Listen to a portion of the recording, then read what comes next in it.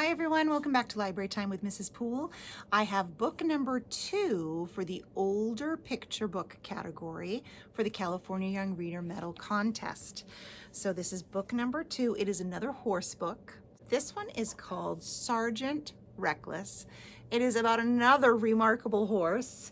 It is written by Patricia McCormick and illustrated by Iacopo Bruno, and it is the true story of the little horse who became a hero. And I'm going to give you just a little sneak peek. I'll show you some pictures that are on the back of the book, and I'll give you a little sneak preview about what this book is going to be about. It says, when a group of U.S. Marines fighting in the Korean War found a bedraggled little mare, they wondered if she could be trained as a pack horse. They had no idea that the skinny, underfed horse had one of the biggest and bravest hearts they'd ever known, and one of the biggest appetites. Soon she showed herself more than willing to carry ammunition too heavy for the soldiers to haul.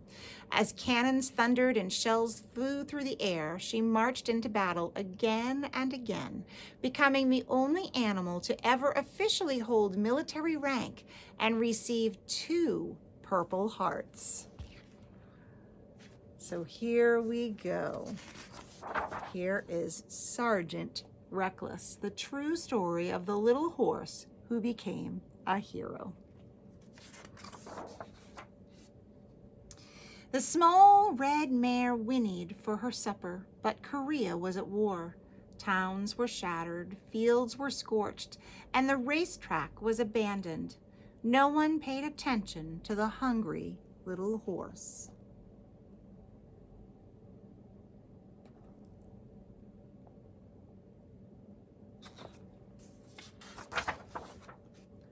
Nearby, U.S. Marines were exhausted from hauling heavy ammunition uphill to a powerful new cannon nicknamed the Reckless Rifle. That's when their leader, Lieutenant Eric Pedersen, had an idea. What if he could get a mule to carry the shells? But all Lieutenant Pedersen could find was a scrawny sorrel mare with a white blaze and 3 matching socks. She wasn't much, but she reminded him of a horse he'd had as a boy, so he took a chance on her.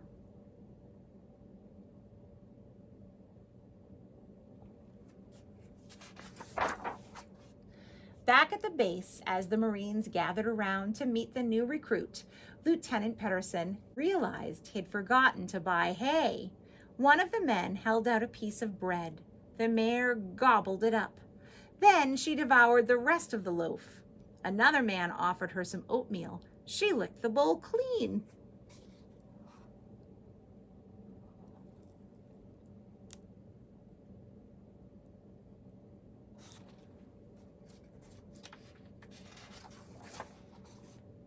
She was pretty, the Marines agreed, but she was small.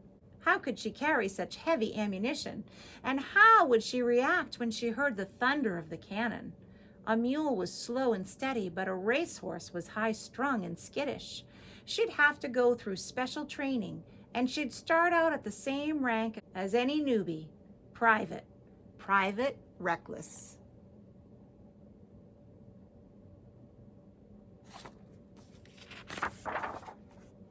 The first thing Private Reckless had to learn was to duck incoming fire, which meant that her trainer, Sergeant Joseph Latham, had to teach her to kneel down. First, he gave her a sugar cube every time he tapped her front leg, then another one when she knelt down. Before long, the greedy little horse knelt down the moment he tapped her leg. Reckless also had to learn to retreat. When Latham gave the command, she had to trot back to her bunker, where another reward was waiting. An apple, or a chocolate candy bar, or a peanut butter sandwich. Even a can of beans. Whatever it was, Reckless ate it.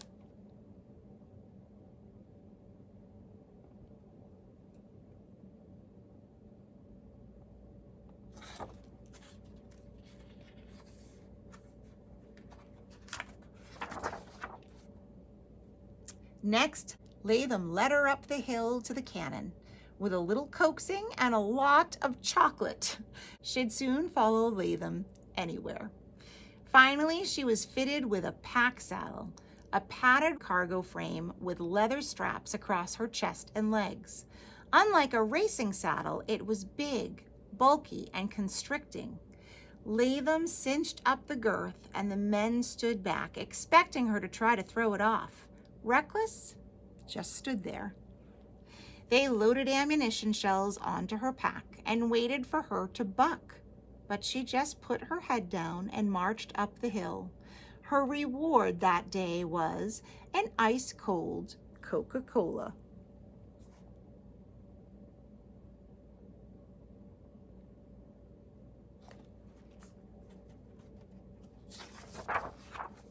By now, Reckless thought of herself as a member of the company, and she was free to roam the camp. One morning, she showed up at the mess hall, where the cook gave her an apple.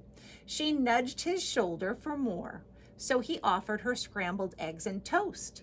From then on, she ate the same breakfast as the men and washed it down with a cup of coffee. After she figured out which bunk belonged to the cook, she'd clip-clap into his tent at daybreak and lick his face until he woke up and served her breakfast. The men began looking forward to seeing the little horse with the big appetite when they went to the chow hall. They had come to love her, but deep down they worried that when it came to a real battle, she might not have what it takes.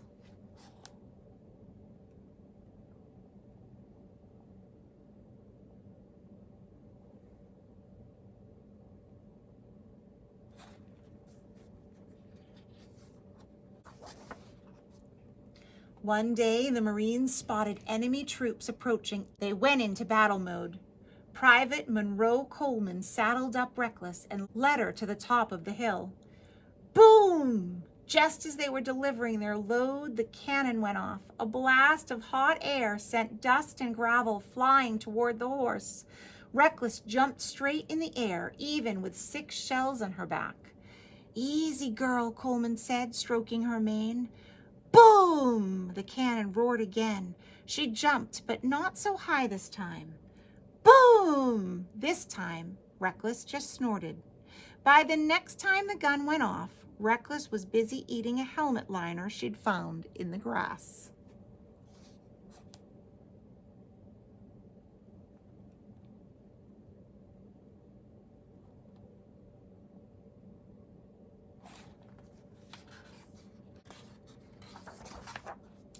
From then on, Reckless was one of the guys. On cold nights, she snuck into Latham's tent and slept on the floor.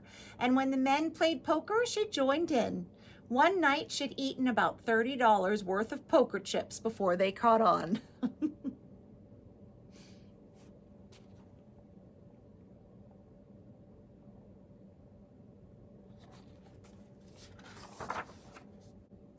Reckless served in more skirmishes, but her most dangerous assignment came at the Battle of Outpost Vegas. That night, the men awoke to shells and white-hot flares falling right inside the base. Reckless trotted back to her bunker, trembling, and for the first time, she refused to eat.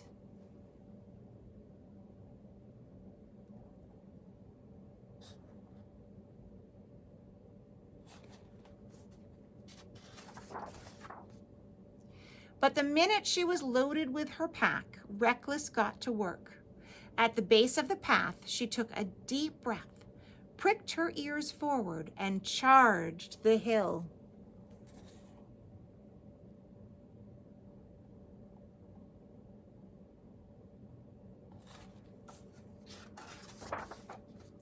Without a word of urging, she broke into a trot and then a gallop. The heavy shells banged against her sides as she hit the steep incline. The first rays of dawn were lighting the sky as she arrived at the top of the trail, her flanks heaving. The sky was full of smoke, shells whizzed by and cannons boomed. All day, Reckless marched up and down the windy path, hauling her load.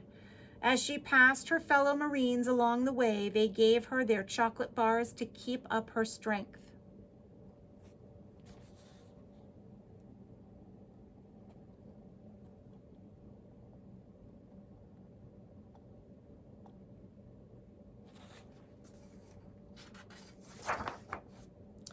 Then a piece of shrapnel hit Reckless over her left eye. Blood trickled down onto her white blaze, but she kept going. Later, another piece of shrapnel hit her left flank.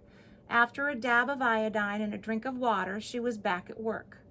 Night fell as sizzling flares cast eerie shadows on the landscape. The Marines were beginning to tire, but they saw the little mare silhouetted on the ridge, her head hanging as she put everything she had into her job. She was soaked in sweat, lather curling up over her saddle.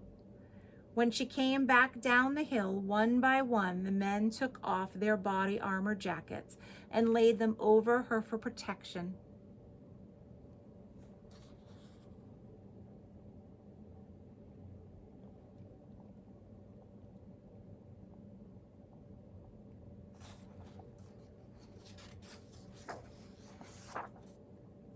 By the end of the day, Reckless had made 51 trips, gone a distance of 35 miles up and down steep terrain, carried 9,000 pounds of ammunition.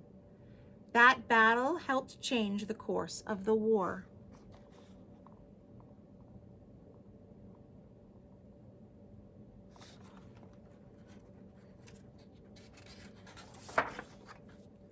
At last, there was a ceasefire, and Reckless was able to rest. The Marines promoted Reckless to sergeant, and then they came one by one to say goodbye to the little mare who'd shown as much heart on the battlefield as any man among them. When they got home, they started a campaign to bring Reckless to the United States. A ship owner agreed to pay her passage, and the men took up a collection to buy her a beautiful scarlet and gold blanket with sergeant stripes. But by the time the boat arrived, Reckless had eaten her blanket, ribbons and all. Sergeant Reckless, the little mare who became a Marine, is the only animal to officially hold military rank. She received 2 Purple Hearts and retired with full military honors and the rank of Staff Sergeant. Her story is a testament to the mysterious bond between humans and animals and proof of the Marine Corps motto, Semper Fidelis, ever faithful.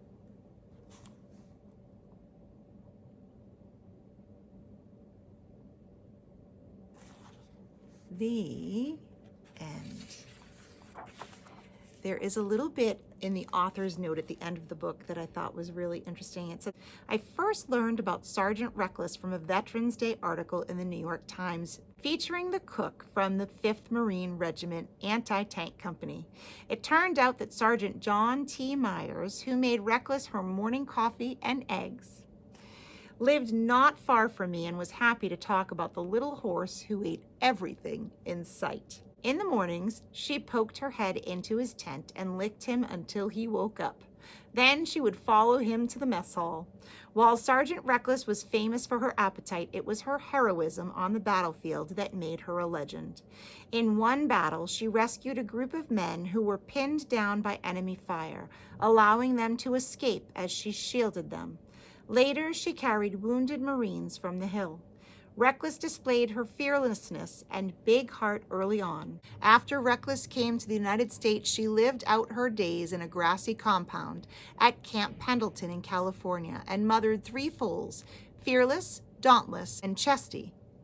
An official letter about her retirement care specified that she be given Coca-Cola in limited amounts and scrambled eggs, lightly salted and without pepper.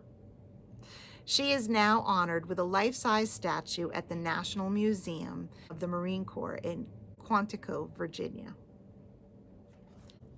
Here's an actual photograph of the horse, and it says, at a ceremony in her honor, Reckless ate the cake and the centerpieces.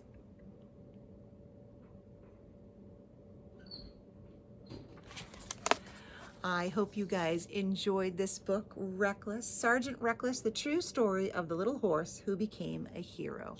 Remember, this is book number 2 for the older picture books category. So now you have to think about the first one I read and compare it to this one. Think about what your favorite one is and lock that in your brain. We'll have one more to go after that. I hope you enjoyed, and until next time, happy reading.